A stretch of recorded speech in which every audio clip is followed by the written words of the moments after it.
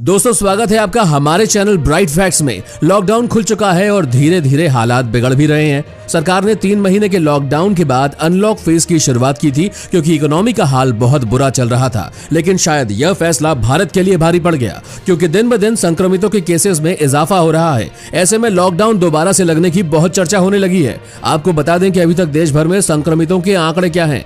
देश में संक्रमितों की संख्या 3,09,606 हो गई है। शुक्रवार को एक दिन में सबसे ज्यादा 11,314 मरीज बढ़े और 388 लोगों ने दम तोड़ा। इसमें राहत की बात यह है दोस्तों कि देश में रिकवरी रेट काफी तेजी से बढ़ रहा है। जहां लोग दिन ब दिन संक्रमित हो रहे हैं वहीं काफी लोग ठीक भी हो रहे हैं। हालांकि केसेस के आंकड़े हर घंटे बदल रहे हैं। इसी के साथ आगे देखेंगे दोस्तों, बिना लक्षण के भी आपको हो सकती है चीनी बीमारी। पहचानने का है ये तरीका। और महामारी में जेब ढीली है तो चिंता न करिए, ये 5 तरह के लोन आप आसानी से ले सकते हैं। जानिए विस्तार से। आगे देखेंगे दोस्तों, आरबीआई ने लगाई रोक। अब बैंकों से 6 महीने तक नहीं निकल पाएंगे पैसे। साथ ही साथ 30 जून से पहले जरूर कर लें ये काम, नहीं तो हो सकती है परेशानी। और अगर ट्रंप जीतते हैं अमेरिकी चुनाव तो भारत को होगा ये फायदा। जानिए पूरी खबर। सभी खबरों को विस्तार से जानने के लिए वीडियो को पूरा जरूर देखिए दोस्तों। लेकिन उससे पहले इस वीडियो को बनाने में मुझे बहुत मेहनत लगती है और इस मेहनत के लिए इस वीडियो को आप एक छोटा सा लाइक जरूर कर दें। बिना देरी के लिए चलते हैं आपको हमारी आज की सबसे पहली खबर की तरफ। बिना लक्षण के भी आपको हो सकती है चीनी बीमारी। पहचानने का यह है तरीका। हर दिन महामारी के मामले बढ़ते जा रहे हैं। एक तरफ चीनी बीमारी के मामले जहां तेजी से बढ़ रहे हैं, वहीं इसकी चपेट में आए बिना लक्षण वाले लोग और चिंता में पड़ते जा रहे हैं। मेडिकल जर्नल की एक स्टडी में इस बात के संकेत हैं कि लोगों को बिना पता लगे ही चीनी बीमारी लोगों में तेजी से फैल सकती है। स्टडी में कहा गया है कि ऐसी संभावना है कि महामारी से संक्रमित लगभग 40 से 45% लोगों में लक्षण दिखते ही नहीं है। यह संकेत देते हैं कि इन लोगों के जरिए वायरस पहले से अधिक चुपचाप तरीके से और ज्यादा फैल सकता है। वैज्ञानिकों ने पूरी दुनिया के 16 विभिन्न समूहों के मरीजों के डेटा की समीक्षा की, जिसका मकसद ये पता लगाना था कि ऐसे लोगों को किस तरह खोजा जा सकता है। हालांकि इस पर रिसर्च अभी भी जारी है। साथ ही महामारी में जेब ढीली है तो चिंता न करिए, यह 5 तरह के लोन आप आसानी से ले सकते हैं।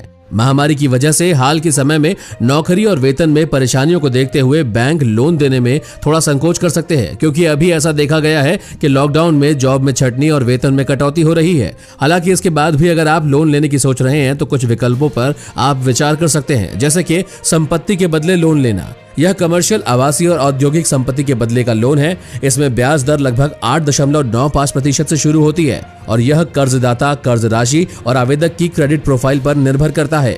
गोल्ड लोन उधारकर्ताओं को अपने सोने के आभूषण को गिरवी रखकर अपने पैसों की जरूरतों को पूरा करने की अनुमति देता है।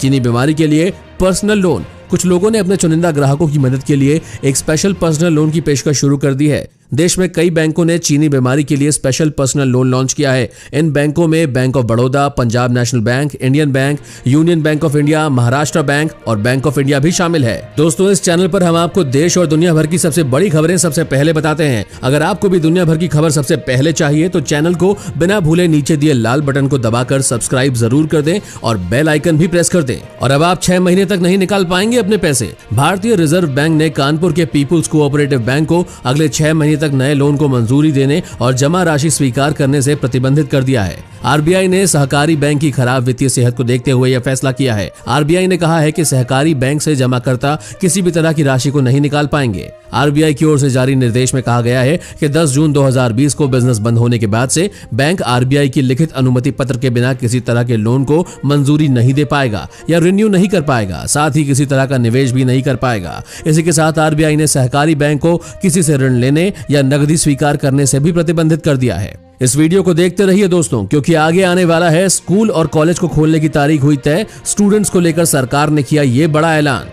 फिलहाल 30 जून से पहले जरूर कर लें ये काम, नहीं तो हो सकती है परेशानी। महामारी के प्रकोप को रोकने के लिए देश में 2 महीने से भी अधिक समय तक लॉकडाउन रहा, जिसके कारण सरकारी दफ्तरों में भी कामकाज प्रभावित हुआ। जिसके मद्देनजर केंद्र सरकार ने कई सरकारी कामों की समय सीमा भी 31 मार्च से आगे खिसकाकर 30 जून कर दी थी। अब लॉकडाउन खत्म हो चुका है और अनलॉकिंग की प्रक्रिया शुरू हो गई है। इसलिए आपको 30 जून तक कई काम निपटाने हैं, अन्यथा आपके लिए मुश्किल खड़ी हो सकती है। सरकार ने पैन को आधार से जोड़ने की आखिरी तारीख 31 मार्च रखी थी, लेकिन लॉकडाउन को देखते हुए इसे 30 जून तक बढ़ा दिया गया था। अगर आपने 30 जून तक अपने पैन को आधार से नहीं जोड़ा तो यह अवैध हो जाएगा। तो जल्दी से अपना पैन कार्ड आधार कार्ड से जोड़ें और वित्त वर्ष 2018-19 के लिए संशोधित ITR दाखिल करने की समय सीमा भी 30 जून तक बढ़ाई गई है। अगर आपने वित्त वर्ष 2018-19 का ITR दाखिल नहीं किया है तो आप रिवाइज्ड ITR के तौर पर 30 जून तक इसे दाखिल कर सकते हैं। इसी के साथ अगर ट्रंप जीतते हैं अमेरिकी चुनाव तो भारत को होगा ये फायदा।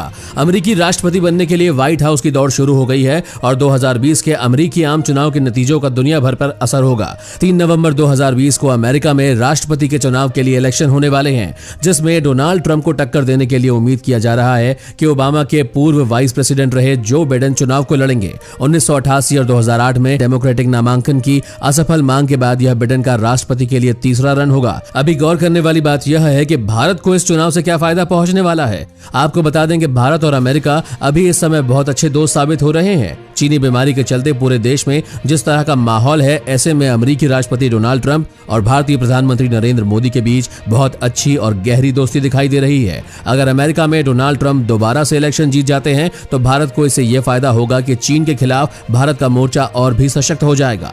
ट्रंप और मोदी की पहले से ही बहुत अच्छे व्यक्तिगत रिश्ते हैं और इसीलिए ट्रंप का इस राष्ट्रपति चुनाव को जीतना भारत के लिए बहुत अच्छा साबित हो सकता है। साथ ही स्कूल और कॉलेज खोलने की तारीख हुई तय। स्टूडेंट्स को लेकर सरकार ने किया ये बड़ा ऐलान। स्कूल खोलने को लेकर देश के अलग अलग राज्यों में लगातार विचार विमर्श का दौर जारी है। हालांकि मानव संसाधन विकास मंत्री रमेश पोखरियाल निशंक ऐलान कर चुके हैं कि देश भर के स्कूल कॉलेज 15 अगस्त के बाद धीरे धीरे खोले जा सकते हैं। इस बीच हरियाणा सरकार ने भी स्कूल खोलने को लेकर बेहद महत्वपूर्ण ऐलान किया है। दरअसल सूत्रों के अनुसार हरियाणा सरकार पहले 1 जुलाई से स्कूल खोलने की बात कह रही थी, लेकिन अब स्कूल खोलने को लेकर राज्य के मुख्यमंत्री मनोहर लाल खट्टर ने गाइडलाइंस जारी कर दी है, जिसके तहत हरियाणा में अब 15 अगस्त के बाद स्कूल खोले जाएंगे। सिर्फ स्कूल ही नहीं, मुख्यमंत्री ने यह भी साफ कर दिया है कि राज्य के कॉलेजों में केवल अंतिम सेमेस्टर के स्टूडेंट्स के लिए ही परीक्षा आयोजित की जाएगी।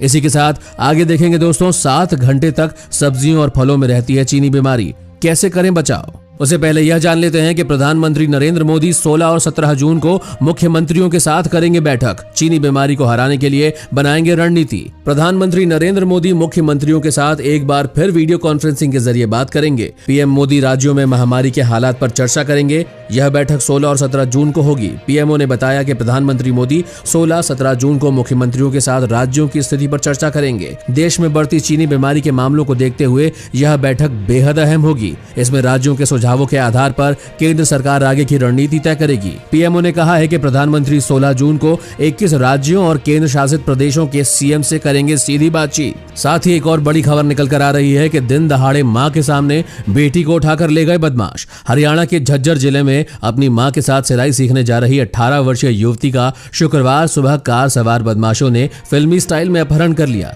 मां ने उसे बचाने की कोशिश तो करी, कार सवारों ने उसे धक्का मारकर फेंक दिया। अपहरण की घटना वहां लगे सीसीटीवी कैमरा में कैद हो गई। दिन दहाड़े हुई वारदात से क्षेत्र के लोगों में दहशत का माहौल है। जानकारी के मुताबिक घटना झज्जर जिले के छावनी इलाके की है। यहाँ रहने वाली एक 18 वर्षीय युवती शुक्रवार को सुबह अपनी मां के साथ सिलाई सीखने जा रही थी। इस बीच पीछे से आई एक सफेद रंग की कार उनके बराबर में आकर रुकी। कार सवार बदमाशों ने युवती का हाथ पकड़कर उसे गाड़ी में खींच लिया। इस दौरान युवती की मां ने बीच बचाव का प्रयास किया तो कार सवारों ने उसे धक्का मारकर फेंक दिया और युवती को जबरन कार में बैठाकर फरार हो गए। साथ ही जानिए कि 7 घंटे तक सब्जियों और फलों में रहती है चीनी बीमारी, कैसे करें बचाव। पूरे देश में हर तरफ चीनी बीमारी का डर है और ऐसे में हम सब सब्जियां और फल लेकर घर आते हैं तो हमें सबसे ज्यादा सतर्क रहने की जरूरत है, क्योंकि इन सब्जियों और फलों में भी चीनी बीमारी का खतरा हो सकता है। इसलिए आज हम आपको बताने जा रहे हैं कि जब भी आप अपने घर के बाहर फल, सब्जी, किराना आदि सामान लेने जाएं तो कई सावधानियों को बरतने के साथ पूरी तरह से सतर्क भी रहें। घर के बाहर जब भी किराने का सामान या सब्जी लेने जाएं तो इस बात का सबसे पहले गौर करें कि किस दुकान में भीड़ सबसे कम है और साथ ही सोशल डिस्टेंसिंग का पूरी तरीके से ध्यान रखा जा रहा है। वहीं पर कोशिश करके ही सामान खरीदें। महामारी काल के समय इस बात का विशेष ध्यान रखें कि सिर्फ उसी सामग्री को हाथ लगाएं जिन्हें आपके लिए खरीदना बेहद जरूरी है। जब भी सब्जी या किराने का सामान खरीदे तो ध्यान दें कि कौन सा दुकानदार स्वच्छता का पालन सबसे ज्यादा कर रहा है। कोशिश करें कि उसी से सामान लें। मास्क और ग्लव्स पहने, दुकानदार से ही सामान खरीदें और सब्जियों को गर्म पानी में थोड़ा सा नमक डालकर 4 घंटे के लिए छोड़ दें। उसके बाद ही करें सब्जियों का इस्तेमाल। आप बचे रहेंगे चीनी बीमारी से। आगे देखेंगे दोस्तों, इन छात्रों को नहीं देनी होगी 10वीं और 12वीं की परीक्षा, जानिए पूरी खबर। उससे पहले उत्तर रेलवे ने सीनियर रेजिडेंट्स के पदों पर निकाली है नौकरी। उत्तर रेलवे ने सीनियर रेजिडेंट्स के 20 पदों पर आवेदन आमंत्रित किए हैं। इसके लिए उत्तर रेलवे ने 28 मई को नोटिफिकेशन जारी किया था। रेलवे द्वारा जारी किए गए आधिकारिक अधिसूचना के अनुसार सीनियर रेजिडेंट्स की वॉक इन इंटरव्यू के जरिए होगी भर्ती। इसके लिए कोई भी लिखित परीक्षा नहीं है। नई दिल्ली स्थित उत्तर रेलवे केंद्रीय अस्पताल में चयनित उम्मीदवारों की पोस्टिंग होगी। अधिक जानकारी हासिल करने के लिए उत्तर रेलवे द्वारा जारी की गई आधिकारिक सूचना उनकी वेबसाइट पर देखें। साथ ही जाने कि 25 जून के बाद पटरी पर दौड़ सकती हैं ये ट्रेनें, यात्रियों को मिलेगा लाभ। मध्य प्रदेश में महामारी के मामले और अनलॉक 1 के शुरू होने के बाद अब धीरे धीरे शहरों को व्यवस्थित करने की तैयारी की जा रही है। ऐसे में अब भोपाल रेल मंडल ने ट्रेनों का प्रस्ताव जोन को भेजा है। इन ट्रेनों में रेवांचल की मांग ज्यादा है, वहीं शताब्दी और ओवरनाइट एक्सप्रेस ट्रेनों को भी इसमें शामिल किया गया है। माना जा रहा है कि 25 जून के बाद से राज्य में इन ट्रेनों को शुरू किया जा सकता है। दरअसल सूत्रों से मिली जानकारी के मुताबिक रेवांचल एक्सप्रेस को चलाने की पूरी तैयारी है। भोपाल रेल मंडल ने इस ट्रेन का एक रैक तैयार भी कर लिया है। अब जानिए कि इन छात्रों को नहीं देनी होगी 10वीं और 12वीं की परीक्षा, जानिए पूरी खबर। राजस्थान माध्यमिक शिक्षा बोर्ड ने एक बड़ा फैसला लेते हुए विशेष श्रेणी के बच्चों को राहत देने का फैसला किया है। फैसले के तहत विशेष श्रेणी के परीक्षार्थियों को 18 जून से शुरू हो रही बची हुई विषयों की परीक्षा से मुक्त कर दिया गया है। इन परीक्षार्थियों को पूर्व में दी गई विषयों की परीक्षा के अंक के आधार पर औसत अंक दिए जाएंगे। राजस्थान माध्यमिक शिक्षा बोर्ड अध्यक्ष डॉक्टर DP जारोली ने बताया है कि 18 जून से 12वीं और 10वीं के बचे हुए विषयों की परीक्षा शुरू हो रही है। बोर्ड ने अहम फैसला लेते हुए नेत्रहीन और लिखने में असमर्थ परीक्षार्थियों को इन परीक्षाओं से मुक्त करने का फैसला किया है। इसी के साथ अब आगे देखेंगे दोस्तों, 30 जून से बदल जाएंगे बैंकों के ये नियम, हो सकता है नुकसान। उससे पहले जानिए कि लद्दाख सीमा पर आगे बढ़े सैनिक, अब आगे क्या होगा। दोस्तों, भारत ने चीन को कड़ा जवाब दिया है कि जब तक LAC के करीब आए उसके सैनिकों को नहीं हटाया जाता तब तक भारतीय सैनिक भी 1 इंच भी पीछे नहीं हटेंगे। बता दें कि गुरुवार को सूत्रों से यह जानकारी मिली कि आर्मी यूनिट और एयरफोर्स पिछले कुछ दिनों से लद्दाख सीमा पर चीन की तरफ से हो रही हरकतों पर अब सख्त रवैया अपनाने लगा है। आपको बता दें कि ऐसे में लद्दाख सीमा पर बातचीत के बीच चीन कोई मनमानी न कर पाए, इसके लिए भारतीय सेना पूरी तैयारी में है। सीमा पर चीनी सैनिकों की हलचल पर पूरी नजर है। इन बातों पर भी नजर है कि चीनी किसी नए इलाके पर अपना हक जताने की कोशिश न करने लगे। साथ ही दुनिया पर चीन की 375 लाख करोड़ रुपए की उधारी, 150 देशों को चुकाना है चीन का लोन। हार्वर्ड बिजनेस रिव्यू की रिपोर्ट के मुताबिक 2005 में चीन ने 50 से ज्यादा देशों को उनकी GDP का 1% या उससे भी कम कर्ज दिया था, लेकिन 2017 के आखिर तक चीन उनकी GDP का 15% से ज्यादा तक कर्ज देने लगा। कर्ज देने के लिए चीन की पहली पसंद अफ्रीकी देश है। इसका कारण है कि ज्यादातर अफ्रीकी देश गरीब और छोटे हैं और विकासशील भी। अक्टूबर 2018 में आई एक स्टडी बताती है कि हाल के कुछ सालों में अफ्रीकी देशों ने चीन से ज्यादा कर्ज लिया है। अफ्रीकी देश जिबूती दुनिया का इकलौता कम आय वाला ऐसा देश है जिस पर चीन का सबसे ज्यादा कर्ज है। जिबूती पर अपनी GDP का 80% से ज्यादा विदेशी कर्ज है, जिसमें जितना कर्ज जिबूती पर है उसमें से 77% से ज्यादा कर्ज अकेला चीन का है। हालांकि कर्ज कितना है इसके आंकड़े मौजूद नहीं है। वित्त मंत्रालय के आंकड़ों के मुताबिक दिसंबर 2019 तक भारत पर 40,18,389 करोड़ रुपए का विदेशी कर्ज है। हालांकि किस देश का कितना कर्ज है इसके आंकड़े नहीं मिल सके हैं। साथ ही 30 जून से बदल जाएंगे बैंकों के ये नियम, हो सकता है नुकसान। 30 जून से बैंकों के बचत खाते में पैसे रखने के नियम बदल जाएंगे, यानी लॉकडाउन से पहले वाले नियम फिर से लागू हो जाएंगे। मार्च में देश के लॉकडाउन के ऐलान के बाद वित्त मंत्री निर्मला सीतारमण ने बैंक खाता धारकों के लिए न्यूनतम बैलेंस में राहत देने का ऐलान किया था। वित्त मंत्री ने 24 मार्च को प्रेस कॉन्फ्रेंस कर बताया था कि किसी भी बैंक में बचत खाते में 3 महीनों के लिए न्यूनतम बैलेंस रखना जरूरी नहीं होगा। सरकार के इस फैसले के मुताबिक इन 3 महीनों के दौरान बचत खाते में किसी न्यूनतम बैलेंस के नहीं रखने पर बैंक पेनल्टी नहीं लगा सकेगा। अभी तक वित्त मंत्रालय या फिर किसी भी बैंक की तरफ से इस बात की जानकारी नहीं दी गई है कि क्या यह आगे भी जारी रहेगा या नहीं। हालांकि देश में अभी भी महामारी का कहर जारी है और देश की अर्थव्यवस्था पटरी पर नहीं लौटी है, लेकिन अब तक इस छूट को जून से आगे बढ़ाने के बारे में कोई भी जानकारी सामने नहीं आई है। साथ ही अगर आपको लेना है 10,000 रुपए से कम मूल्य में स्मार्टफोन तो अच्छा है ऑफर। अगर आप 10,000 रुपए से कम मूल्य में दमदार बैटरी वाला स्मार्टफोन खरीदना चाहते हैं तो उसके लिए